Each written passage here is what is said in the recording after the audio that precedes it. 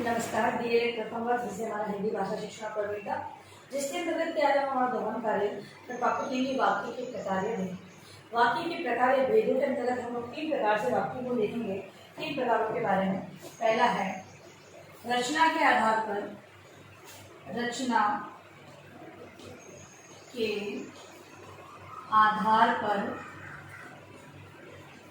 दूसरा है अर्थ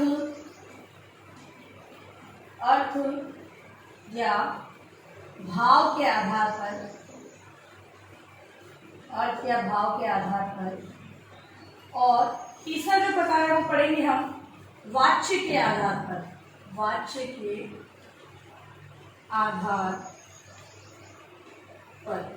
ये वाक्यों का वर्गीकरण है या भेद है। तो 3 प्रकार से।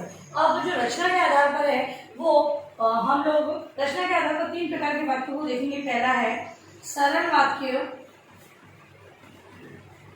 दूसरा इसी के अंतर्गत मिश्रित वाक्य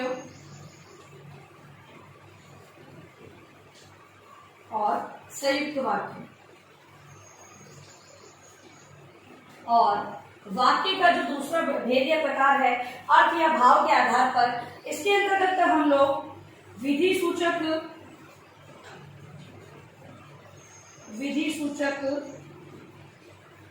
वाक्यों को देखेंगे। इसके अलावा निषेध सूचक। अगला प्रकार है आज्ञा सूचक वाक्य, प्रश्न सूचक वाक्य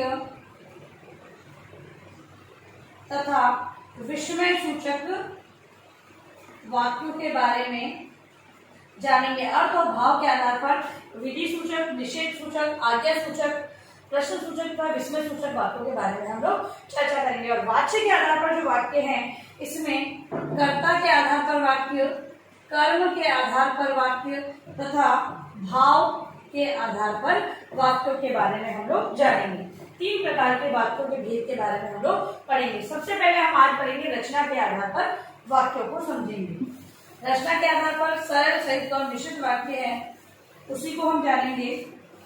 तो रचना के आधार पर सबसे पहला हमारा है सरल वाक्य,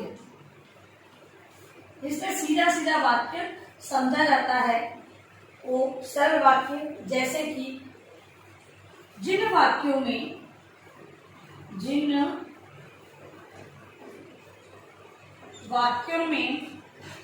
एक ही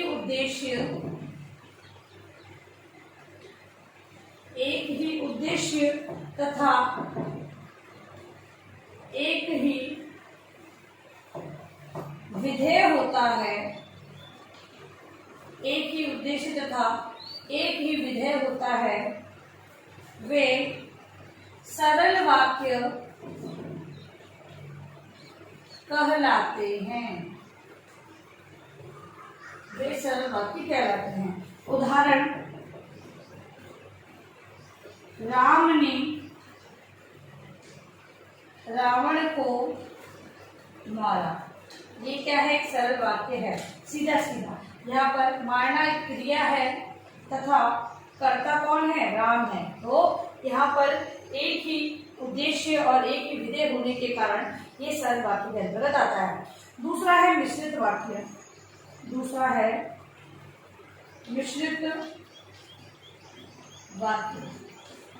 मिश्रित वाक्य में जिस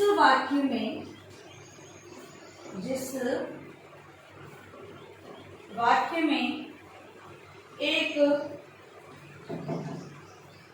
साधारण तथा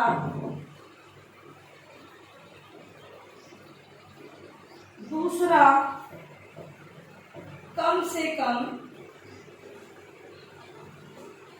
कम एक वाक्य उसके अधीन हो, उसके अधीन या आश्रित हो मिश्रित वाक्य कहलाता है। साधारण वाक्य तथा उस पर आश्रित एक वाक्य हो वो मिश्रित वाक्य कहलाता है। उदाहरण मैंने, उदाहरण है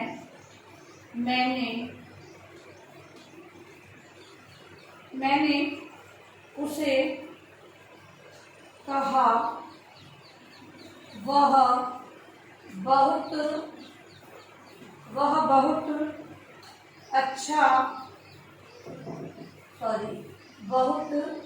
अच्छा व्यक्ति नहीं है। मैंने उससे कहा वो बहुत अच्छा व्यक्ति नहीं है। एक साधारण वाक्य था, उस पर आश्रित ये दूसरा वाक्य है, इसीलिए यहाँ पर मिश्रित वाक्य के अंतर्गत आता है। और लास्ट हमारा जो वाक्य का रचना के आधार पर प्रकार है वो है संयुक्त वाक्य।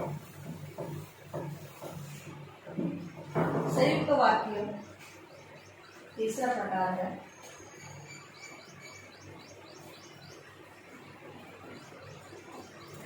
संयुक्त वाक्य जिस वाक्य में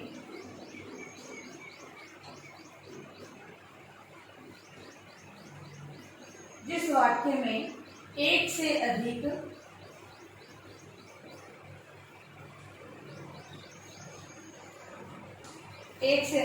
प्रधान उपवाक्य हो, चाहे वे मिश्रित हो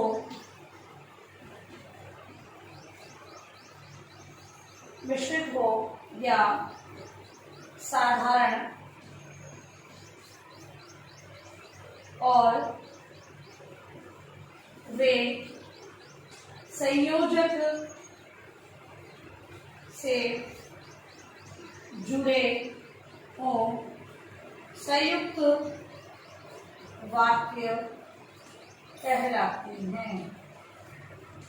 ठीक है, तो संयुक्त वाक्य के अंदर ऐसा कि जिस एक से अधिक प्रधान उपवाक्य हो, एक से जुड़ा हुआ। तो हम लोग देखते हैं कि जबकि, क्योंकि ये वाक्य होते हैं, इनसे अलग अलग तरह के जो वाक्य होते हैं वो जुड़े होते हैं। ठीक है, उसने कहा कि वह, ठीक है, ये अगला वाक्य उससे जुड़ रहा है, तो ये क्या है, एक से दूसरा वाक्य उस पर आश्रित होकर जुड़ता है। जुड़ते संयोजक चिन्हों द्वारा जुड़कर हमारे सामने प्रस्तुत होते हैं, वाक्य संयोजक वाक्य कहलाते हैं। अब देखिए अपना गृह कार्य प्रश्न आपको। गृह कार्य है आपका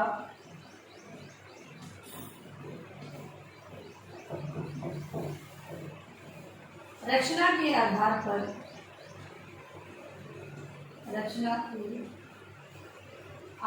पर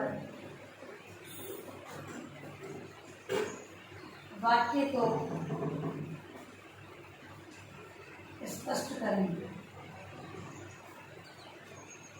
रचना के आधार पर वाक्य को स्पष्ट करें और अंत में इस महामारी के दौर में कम से कम आवश्यक कार्य होकर घर से बाहर निकले। बाहर निकलते 3 बातों को विशेष ध्यान रखें, मास्क लगाएं, सोशल डिस्टेंस में और हाथों को वापस सैनिटाइज करते हैं।